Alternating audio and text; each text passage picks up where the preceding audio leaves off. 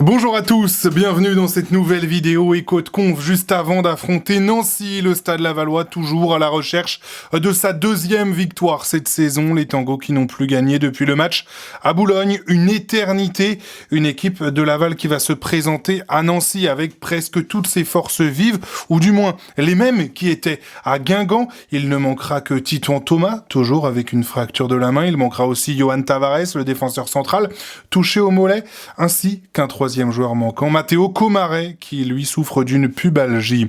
Voilà pour les forces en présence, sinon tout le monde est disponible du côté du groupe d'Olivier Frappoli.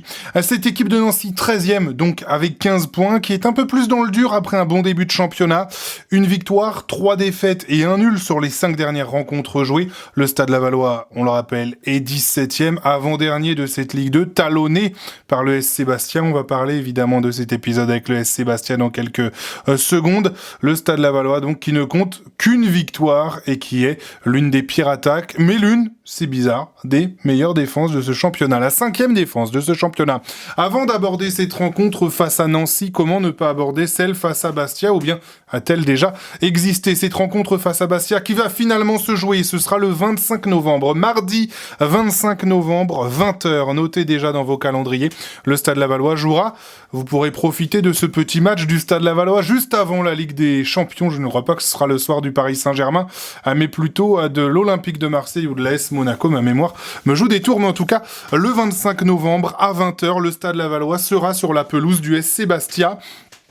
Les dirigeants du Stade Lavallois, 3 au total, c'est-à-dire Laurent Léry, le président, Arnaud Samouil, le directeur général opérationnel, et Olivier Frappoli, l'entraîneur du Stade Lavallois, ont donc plaidé la cause et été entendus devant la commission qui s'est réunie ce matin à la LFP, une réunion où siégeait, et ça a fait grand bruit chez nos amis Bastia qui commencent un petit peu, pour dire les termes, à nous les ça a fait grand bruit parce qu'il y avait Christian Durincy, ancien président et seul président salarié du Stade Lavallois dans l'histoire du Stade Lavallois, qui n'a pas laissé, loin de là, un souvenir impérissable et qui était dans cette commission, mais il n'a pas pris part au vote lorsqu'il s'est agi de voter pour savoir s'il y avait report ou s'il y avait tout simplement match perdu sur tapis vert. Voilà, cet épisode est normalement clos et je l'espère parce que ça fait trop de bruit, à mon sens, pour une rencontre qui va se jouer, finalement, en fait.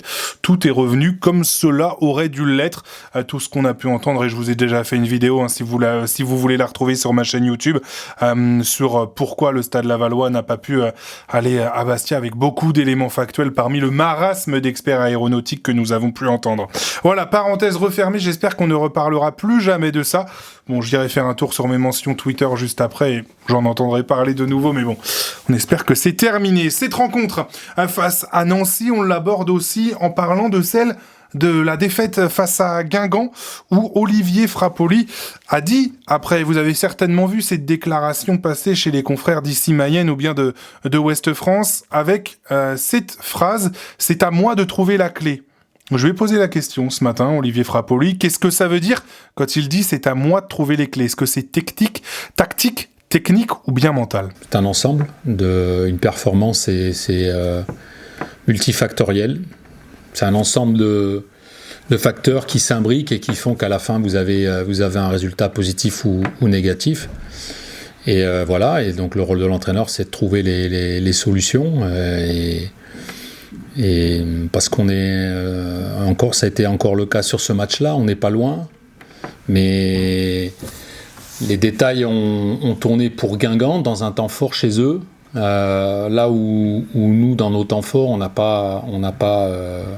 pas su concrétiser nos possibilités, et c'est la grosse différence sur ce match, parce que sinon, au niveau de l'ensemble des stats, c'est assez équilibré. Voilà, et c'est ça, c'est une des choses que l'on doit améliorer sur le match qui arrive. Après, notamment dans le vestiaire, les cadres ont pris la parole, les cadres que Olivier Frappoli le dit lui-même, qui ne sont pas au niveau depuis le début de saison, tout simplement. Olivier Frappoli a dit que les cadres avaient pris la parole et ils ont mis des mots sur les mots, et notamment parlé de maintien pour, pas l'une des premières fois de la saison, mais vraiment parler dans un discours. Voilà les gars, maintenant on joue le maintien, mettez-vous en mode maintien. Il s'agit de laisser ses tripes sur le terrain tous les vendredis et pas une fois de temps en temps pour grappiller quelques points. Le Stade Lavallois est en mode maintien, c'est pas trop tôt. On a mis le mot maintien parce que, comme j'ai dit aux joueurs, pour se soigner, entre guillemets, sur les mots MAUX, il faut mettre des mots, tout simplement. Et voilà, et donc ça revêt aussi, quand on prononce ce mot, ça revêt aussi un certain état d'esprit. Et cet état d'esprit fait aussi partie des petits détails qui doivent nous permettre de sortir le club de ce positionnement. Donc voilà, il y a une bonne discussion à la fin du match avec le groupe. Ils ont passé un moment aussi hier entre eux. Voilà, tous les joueurs sont mobilisés, le staff on est mobilisé sur le match de Nancy pour inverser les choses. Alors les joueurs sont concernés, Olivier Frappoli le ressent, les joueurs le disent aussi, on a eu William Bianda ce matin en conférence de presse, il le dit qu'il est bien concerné par tout ce qui se passe au Stade Lavallois, évidemment comme ses partenaires, les joueurs qui sont vraiment soudés et qui forment un vestiaire uni, évidemment on parlera pas, je veux pas utiliser le mot clan parce que c'est péjoratif dans un vestiaire, mais il y a des affinités, évidemment, comme partout.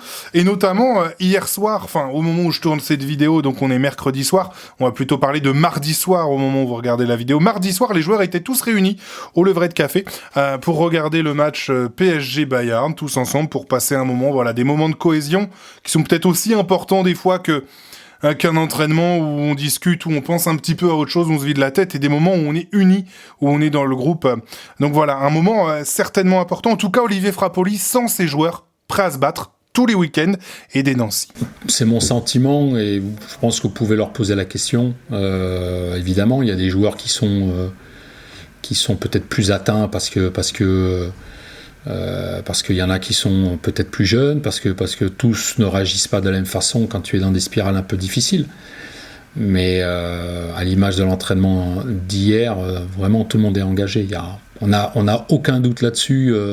Staff et joueurs ont fait front, on est unis, soudés, engagés. Alors, parlons de l'adversaire désormais. Cette équipe de Nancy, on le disait, 13e, qui a réussi un très bon début de championnat après s'être un petit peu écroulé sur les dernières rencontres, après avoir un petit peu accusé le coup, c'est tout à fait normal. Vous reconnaîtrez bien sûr un joueur dans cet effectif, Maxence Carlier, qui a été l'un des artisans de la remontée du Stade Lavallois de National en Ligue 2. Après quelques petits mois à Sedan, il a rebondi à Nancy où il a encore participé de la montée de National à Ligue 2. Et donc Maxence Carlier reconverti en milieu défensif. Olivier Frappoli explique que c'est un rôle qu'il lui connaissait déjà. Vous allez voir, dans un premier temps, il parle de l'adversaire. Ensuite, je lui pose une petite question. Tendez l'oreille et il parle de Maxence Carlier. C'est une équipe je trouve qui s'est bien adaptée à cette Ligue 2 avec un bloc défensif solide, une équipe qui se projette, qui marque aussi sur coup de pied arrêté. Voilà, un jeu parfois très direct à l'image des touches longues d'un ancien de la maison. Maxence Carlier, voilà, c'est une équipe qui est pragmatique. Et qui a les atouts pour bien figurer dans cette division. Ça vous étonne de voir Maxence Carlier milieu défensif ? Non, parce que quand à l'époque je le recrute au Stade Lavallois, je le recrute pour ses qualités sportives, humaines et sa polyvalence. C'est un garçon qui, dans son cursus, avait joué milieu de terrain, défenseur central, latéral. Et donc il pouvait couvrir beaucoup plus de postes. À l'époque, on avait un tout petit effectif. Et il me fallait absolument un joueur qui soit capable de jouer plein de postes. Et alors chez nous, il avait joué plus défenseur central, mais j'ai suivi. De toute façon, vous le savez, je vous le dis, je suis souvent les garçons pour qui, en plus, j'ai beaucoup d'affection, ce qui est le cas avec Maxence. Je suis leur parcours et d'ailleurs, je l'ai félicité le soir de la montée.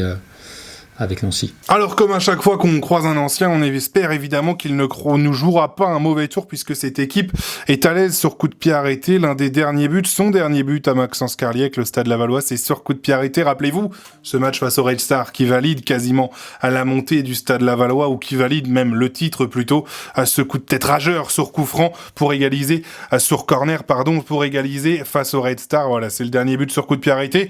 Si ces coups de pied arrêtés et ces têtes, Maxence Carlier peut les laisser laisser de côté quelques instants, au moins 90 minutes, ça nous arrangerait bien.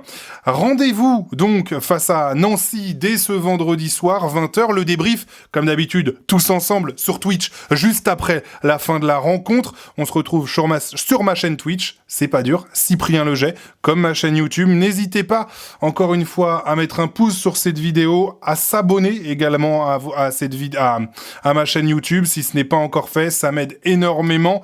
N'hésitez pas aussi à le dire autour de vous, à partager cette chaîne parce qu'il y a du bon contenu, je l'espère, et puis parce que ça m'aide. N'hésitez pas à abonner tout le monde, vos femmes, vos grands-parents, vos petits frères, vos petites sœurs, créez des comptes à Tire-Larigot. Il faut que tout le monde s'abonne à cette chaîne du Stade Lavallois. On se dit à vendredi soir, après la rencontre vers 22h en général, sur Twitch pour débriefer cette rencontre. D'ici là, salut à tous!